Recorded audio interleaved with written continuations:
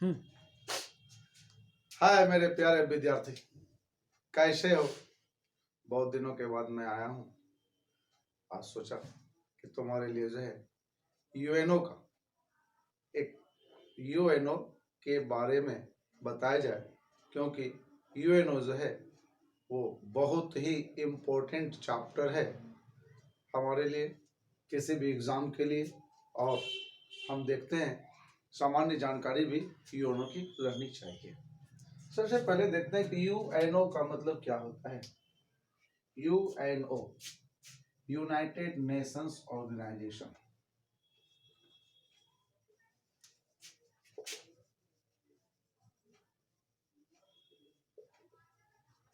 United Nations organisation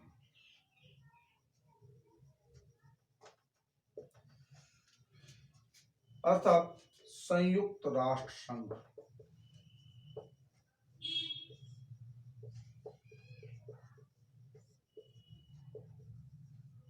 संयुक्त राष्ट्र संघ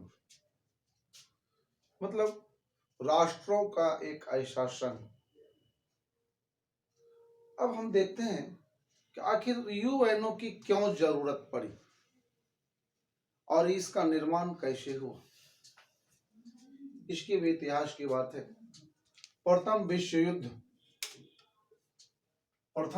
की बात है, 1914 से 18 के बीच हुई। और जब इस विश्व युद्ध के बारे में विश्लेषण किया गया तो पाया गया कि कोई ऐसी संस्था हो जो इस विश्व युद्ध को रोके। और उस समय जो है एक संस्था बनी जिसका नाम था राष्ट्र संघ, league of nation. League of nation actually राष्ट्र संघ का काम था युद्ध को रोकना, लेकिन ये अपने काम में सफल नहीं हो सके और 1939 से 1945 के बीच दूसरे विश्व युद्ध हो गए। आखिर क्या कमियां थी, क्या खामियां थी कि ये राष्ट्र संघ फेल हो। इस खामियों को दूर करने के लिए विचार किया गया और विचार किया गया। उस समय राष्ट्रपति रूजवेल्ट थे, उसी के दिमाग की ये उपज है ये संयुक्त राष्ट्र संघ का नाम। और ये संयुक्त राष्ट्र संघ की बैठक हुई 50 देशों में। 50 देशों की बैठक हुई और बाद में पोलैंड भी शामिल हो गए। इस तरह 51 देश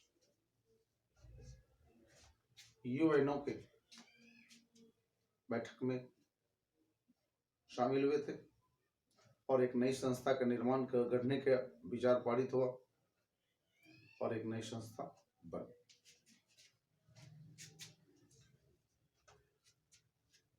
51 देशों ने सबसे प्रथम चार्टर का निर्माण किया, संयुक्त राष्ट्र चार्टर। चार्टर का मतलब हो गया इसका संविधान। और इस चार्टर में सारे लोगों ने, सारे देशों ने हस्ताक्षर किए। इस तरह 24 अक्टूबर 1945 को एक नई संस्था संयुक्त राष्ट्र संघ अस्तित्व में आए। एक नई संस्था संयुक्त राष्ट्र संघ अस्तित्व में आए। भारत भी इसका सदस्य बन गया। 30 अक्टूबर को भारत इसके सदस्य बन गया। अर्थात हम कह सकते हैं कि भारत भी इसके संस्थापक देशों में एक हो सकते हैं, ऐसा कहा जा सकता है। चूंकि भारत गुलाम था इसलिए इस तरह से हम नहीं कह सकते। संयुक्त राष्ट्र संघ के मुख्यालय के लिए न्यूयॉर्क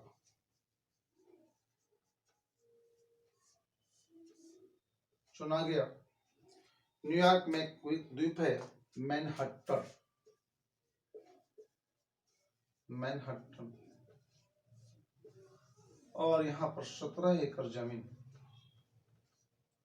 एक बहुत बड़े उस समय व्यवसायी थे रॉकफेलर, उन्होंने दान की और वहीं पर संयुक्त राष्ट्र संघ का कार्यालय। इस तरह संयुक्त राष्ट्र संघ अपने कार्य में आगे बढ़ने लगे और आज हम देख रहे हैं कि संयुक्त राष्ट्र संघ बेसिकली अगर हम युद्ध को रोकने की बात करते हैं, तृतीय विश्व युद्ध को रोकने की बात करते हैं, तो ये अपने आप में सफल हुए और एक प्रकार की सफल संस्था का निर्माण। अब संयुक्त राष्ट्र संघ के बारे में अगर हम देख रहे हैं कि संयुक्त राष्ट्र संघ के सदस्य देश, तो संयुक्त राष्ट्र संघ का जो दफ्तर है उसी बिल्डिंग में है। संयुक्त राष्ट्र संघ की झंडा की अगर हम बात करते हैं तो ये इसकी नीली पृष्ठभूमि है और नीली पृष्ठभूमि में ये इस तरह के 3 गोले हैं, ये सफेद है और इसी में जो है विश्व का नक्शा बना हुआ है और इस तरह यहाँ पर जो है जैतून की टहनी बनी हुई है, ओलिव की जिसे हम कहते हैं, जो नीचे से बंद है ऊपर से खुला हुआ है, अर्थात कोई भी देश अगर चाहे तो ऊपर से आ सकता है। वर्तमान में इसके सदस्य देशों की संख्या जो है 193 है।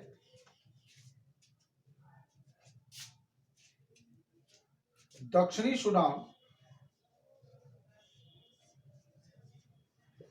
सूडान जो है ये इसके अंतिम सदस्य हैं। इसके 2 ऑब्जर्वर देश हैं, एक फिलिस्तीन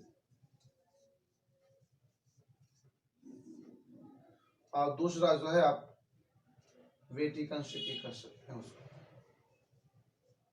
वेटिकन सिटी कह सकते हैं। ठीक, तो चलो इसे होली सी देश कहा जाता है। तो इसका मतलब हो गया 195। लेकिन अगर कोई क्वेश्चन आए कि संयुक्त राष्ट्र संघ में कितने देश हैं तो आप उसको 193 देश ही लिखेंगे और सबसे अंतिम देश जो है ये दक्षिणी सूडान है।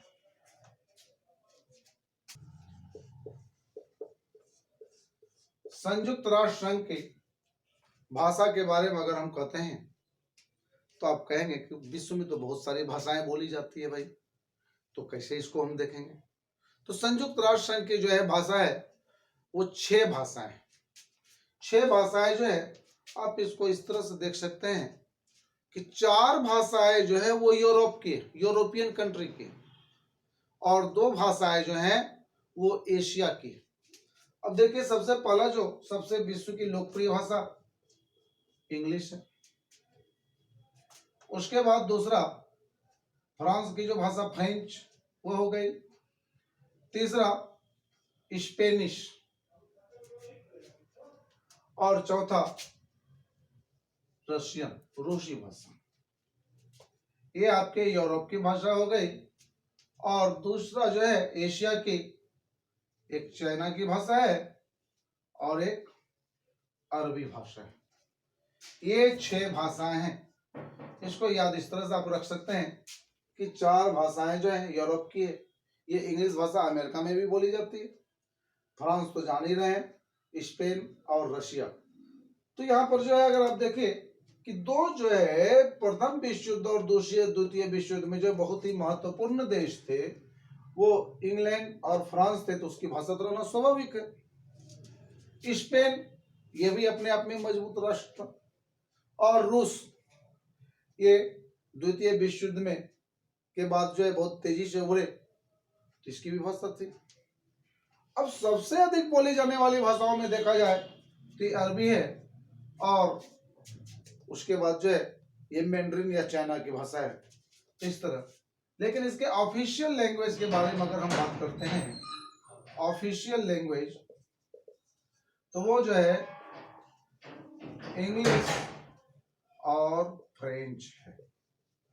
इंग्लिश और फ्रेंच है, ठीक है। तो राष्ट्र संघ के अंग,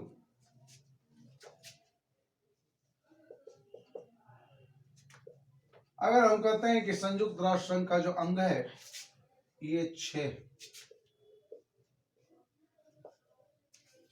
सबसे पहला जो है महासभा,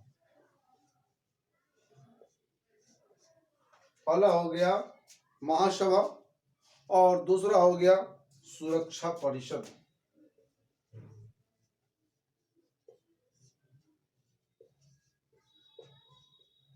सुरक्षा परिषद, और तीसरा हो गया आपका सचिवालय।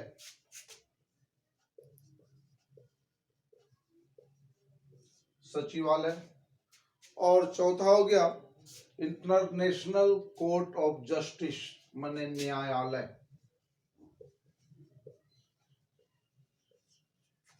इंटरनेशनल कोर्ट ऑफ जस्टिस, और चौथा हो गया इकोनॉमिक एंड सोशल फोरम, आर्थिक सामाजिक परिषद।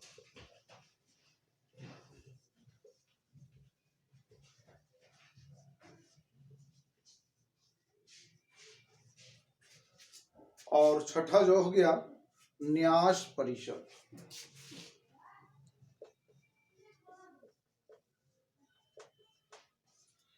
ये जो है 6 सदस्य हैं, 6 अंग हैं, और इस 6 अंग में ये 5 अंग कार्य कर रहे हैं। न्यास परिषद अब कार्य नहीं कर रहा है, अर्थात वर्तमान में जो कार्य कर रहे हैं 6 - 1 बराबर 5। महासभा इसकी सबसे महत्वपूर्ण अंग है। सारे देश जो है इसके सदस्य होते हैं, सारे देश सदस्य होते हैं, अर्थात इसमें सदस्यों की संख्या जो होती है 193 देश हैं, 193 सदस्य होंगे। महासभा एक प्रकार से विश्व संसद हम कह सकते हैं, और इसका जो मुख्यालय है वो न्यूयॉर्क, अर्थात विश्व में कोई भी चीजें अगर हो तो यहाँ पर उसकी बातें होती है।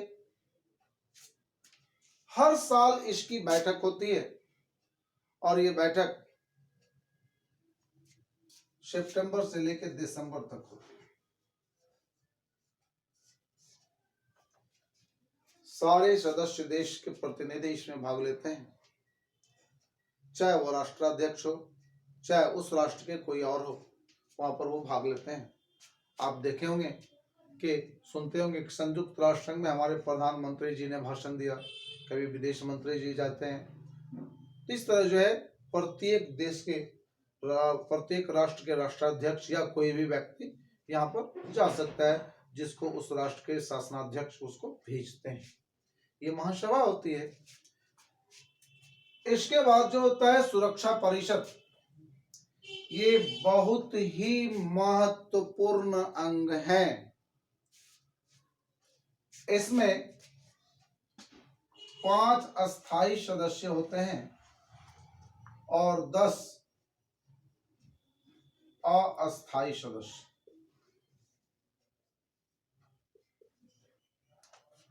5 अस्थायी सदस्य जो होते हैं उसको देख लीजिए कौन कौन है। अमेरिका, रूस, फ्रांस, ब्रिटेन और चाइना,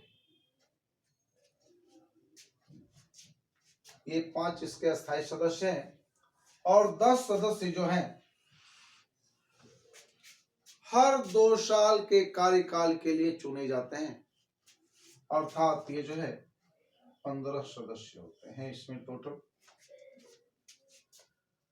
ये सुरक्षा परिषद जो है एक प्रकार से विश्व के लिए पुलिस का काम करते हैं। ये आदेशात्मक सदस्य आदेशात्मक वाक्य पूरा करते हैं। अगर हम कहें कि अस्थायी सदस्य जो होते हैं इसको एक बहुत बड़ा अधिकार होता है, उसको कहते हैं वीटो पावर, अर्थात निषेधाधिकार।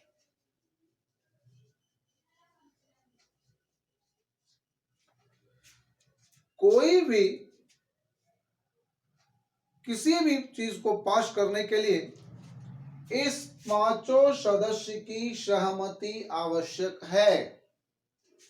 अगर इसमें एक भी सदस्य असहमत होते हैं तो वो प्रस्ताव पास नहीं होगा।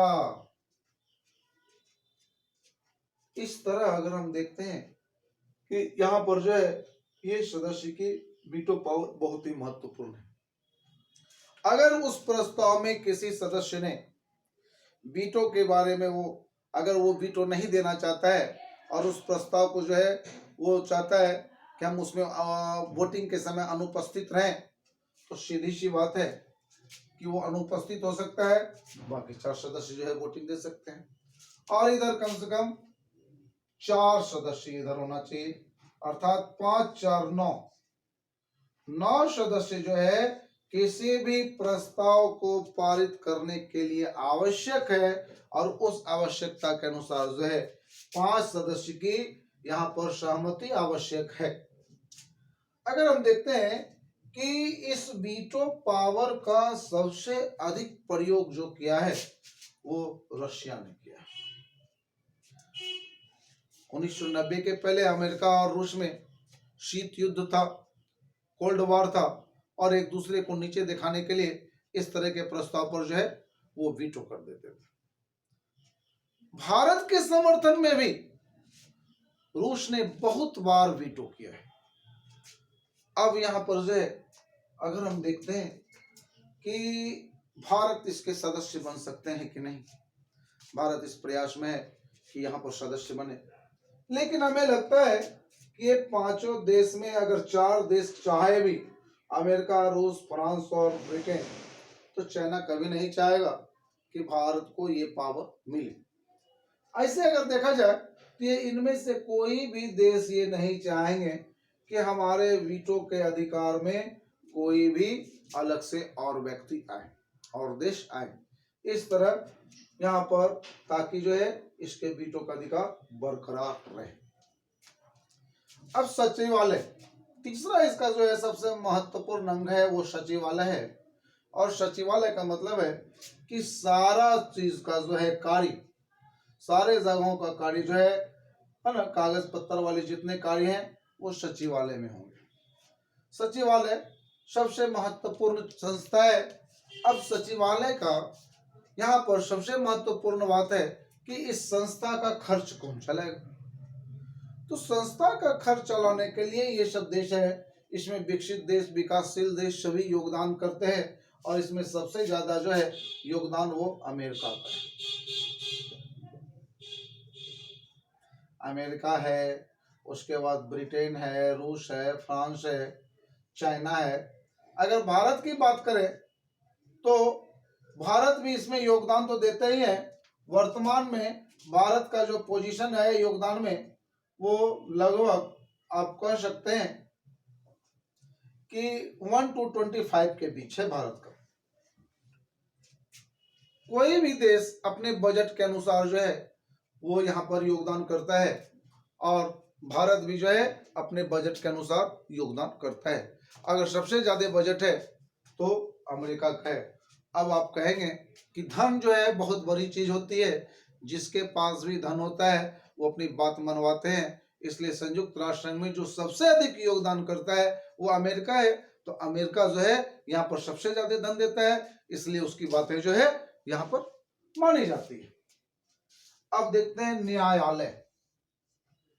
संयुक्त राष्ट्र संघ का जो है ये बहुत महत्वपूर्ण है और इसका जो है कार्यालय द हेग है। इसका कार्यालय जो है द हेग है। और ये न्यायालय में काम क्या होता है कि यदि दो देशों की लड़ाई हो या किसी दो देशों के बीच जो है सीमा विवाद हो या किसी चीज के बारे में विवाद हो, तो यहाँ पर जो है यहाँ पर ये न्यायालय में उस वाद का, उस केस का, यहाँ पर मुकदमा का यहाँ पर चलाया जाएगा और उस पर निर्णय होगा। इस यहाँ पर न्यायालय में जो है आप अगर देखेंगे इसमें जजों की संख्या जो है ना, इसमें जजों की संख्या जो है वो 15 होती है।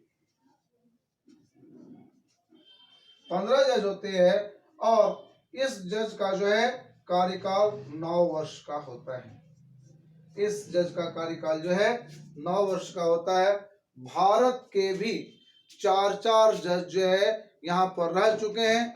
वर्तमान में जो है दलवीर सिंह भंडारी भारत के जज हैं। दलवीर सिंह भंडारी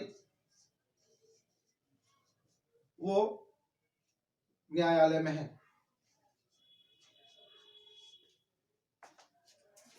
अब छठा जो है आर्थिक और सामाजिक परिषद, इको सोशियो फोरम, बहुत ही महत्वपूर्ण है और ये यूएनओ का आर्थिक और सामाजिक विकास पर फोकस करते हैं।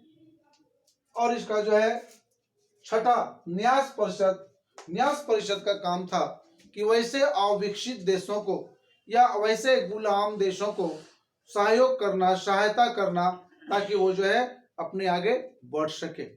लेकिन अब जो है इस न्यास परिषद में जितने भी देश थे सारे आजाद हो चुके हैं। अब इसका जो है कोई काम नहीं रहा।